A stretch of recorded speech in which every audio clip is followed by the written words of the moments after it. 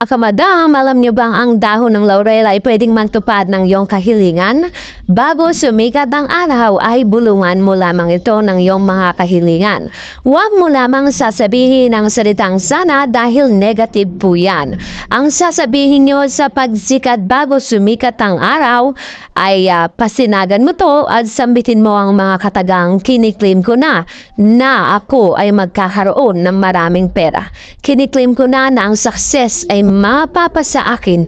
Ang money magnet na dahon ng laurel na to ay magbibigay sa iyo ng kakaibang swerte pagdating sa larangan ng kaperahan. Ang blessing ay mapapasa iyo at magkakaroon ka ng pagkakataon na anumang ibulong mo dito bago suminag ang araw ay mapapasa iyo. Huwag na huwag kang magsasabi ng negatibong enerhiya para ang pumasok lamang sa buhay mo ay mga positibong enerhiyang magbibigay sa iyo ng maraming pera.